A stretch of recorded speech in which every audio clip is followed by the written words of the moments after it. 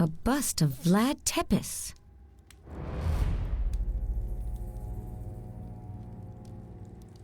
I get the creepy feeling that someone's watching me. There's something sick about this manor. I already have enough of this.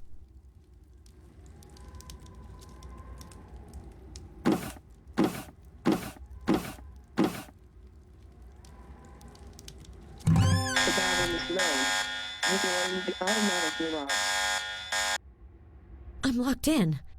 Adam will never come look for me here. I'll have to sort things out myself. I don't feel good. This is not a good time to faint. I've got to take some medicine.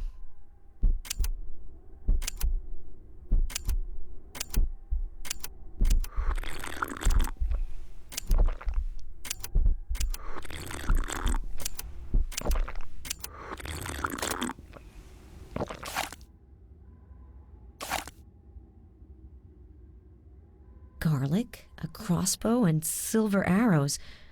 Real anti-vampire gear. Vanbury's passion for the Dracula story was more intense than I would have ever imagined.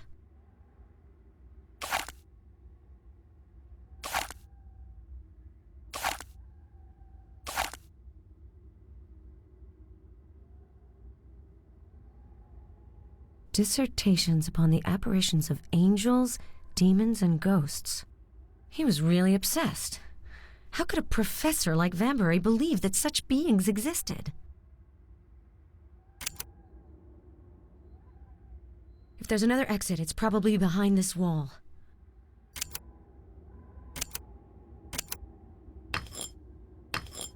I'll need more than a small pickaxe to break into this wall.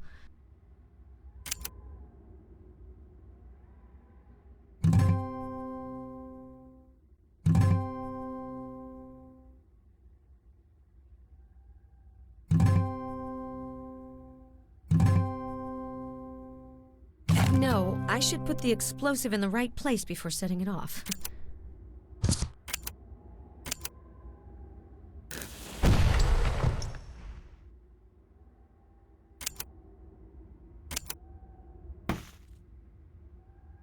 This is one of the few sculptures that the professor had. I don't think it's worth very much.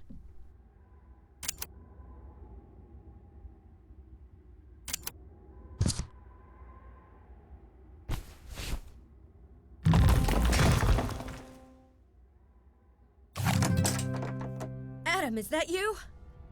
Ellen? What on earth is going on here? I heard an explosion!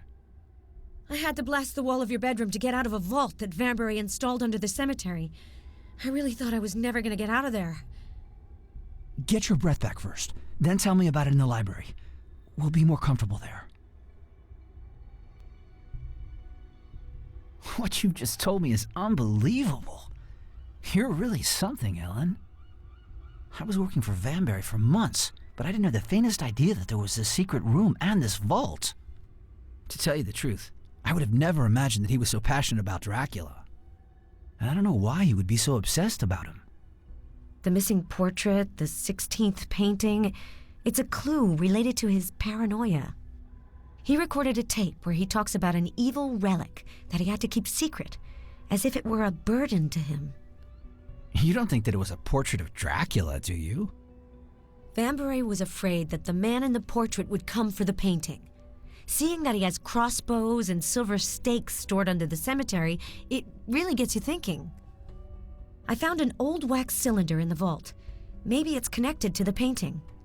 There's a phonograph downstairs. You should be able to listen to it. Meanwhile, I'll take a look at the vault.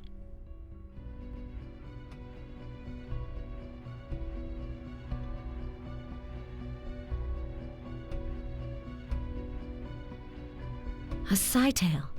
It's a system that deciphers messages written on strips of paper. Cytales have been used since ancient times. Yanek Tev Kif Han S. Okak 734 110 Fatih. Istanbul. Yannick Tevkifan Sokak 7 34 110 Fatih, Istanbul. It looks like an address in Istanbul. This Yannick might be Frieden's accomplice.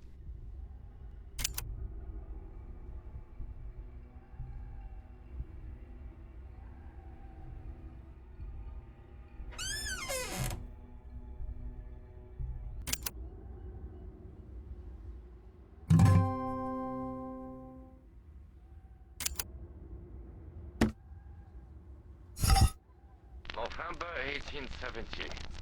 I have just come back to Budapest, exhausted, and no longer have the strength to write. I shall therefore dictate this journal to stamp in my memory the tragic events I experienced in Vladoviste.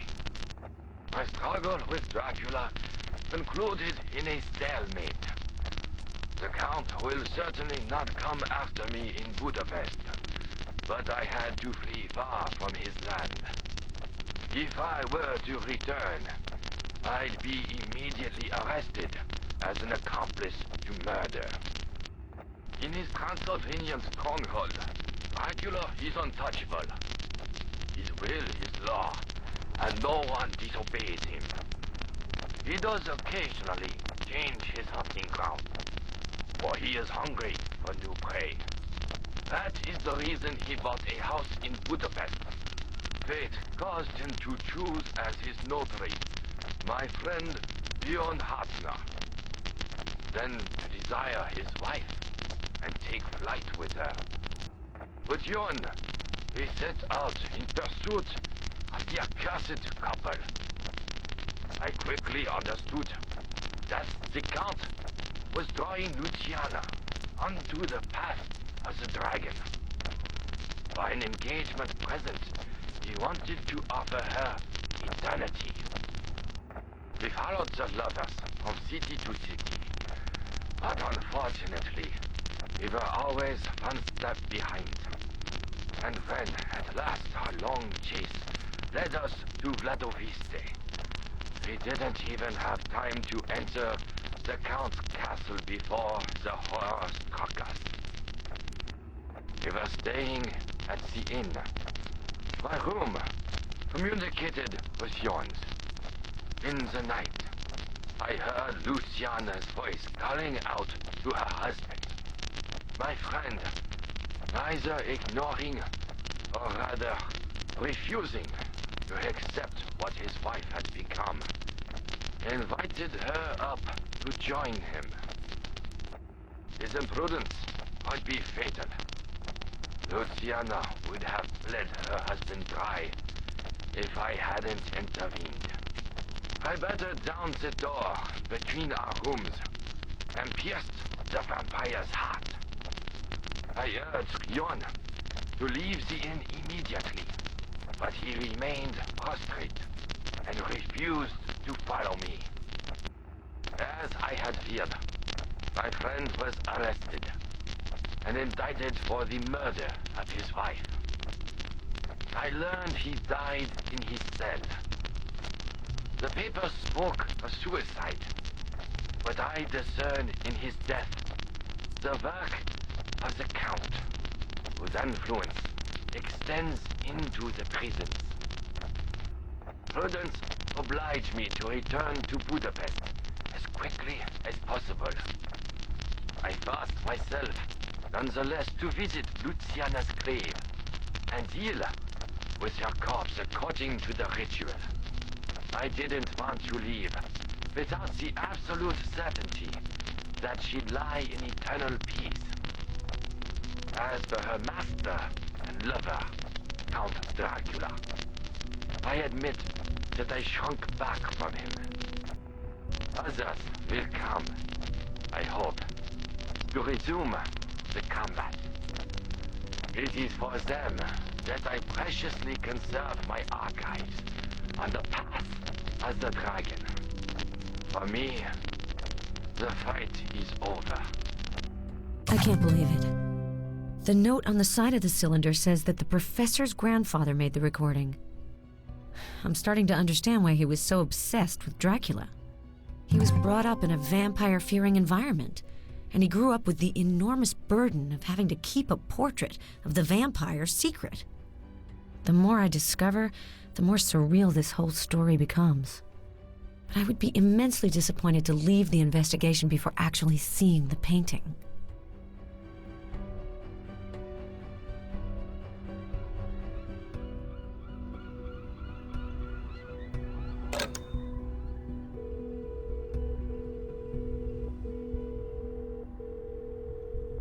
Metropolitan Director's Office, hello? Hello, it's Ellen Cross. Ellen, so, what's the update? I haven't gotten a hold of the portrait, but I have made some disturbing discoveries.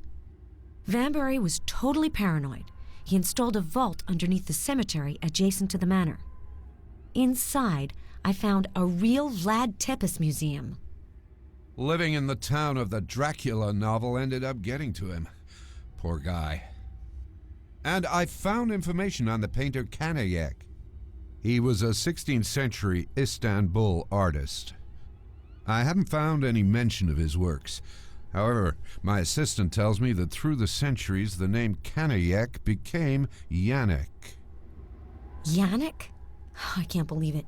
Friedland, the Budapest prisoner, had an encoded message in his belongings. I managed to decipher it. It's the address of someone named Yannick in Istanbul. Ellen, have you ever been to Turkey? No. Well, here's your opportunity. Go and pay a visit to this man.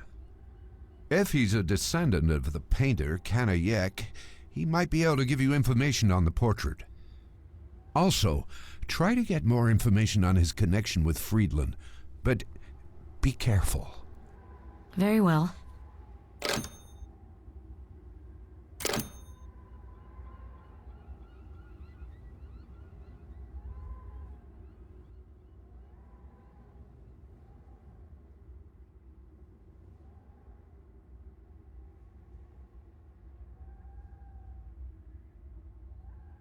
I have to go to Istanbul. We might have found a man from the Kanayek family. Kanayek is the painter who painted the portrait. Budapest, Whitby, and now Turkey. And to think that I thought that working for museums was really boring. From the time I've known you, I've had nothing but surprises. I would have preferred to visit Istanbul under different circumstances. The man I have to meet there might have been in contact with the thief who died in Budapest. It's a disturbing coincidence. Kanayek's descendant could thus be an accomplice in the Vanbury collection robbery. That's possible. And if it turns out to be true, I'll have to be careful. I would have liked to be your escort, but I have to stay here until the professor's inheritance is settled. But I would be really happy if you could keep me posted on this affair. I will. Take care of yourself, Ellen. You too, Adam.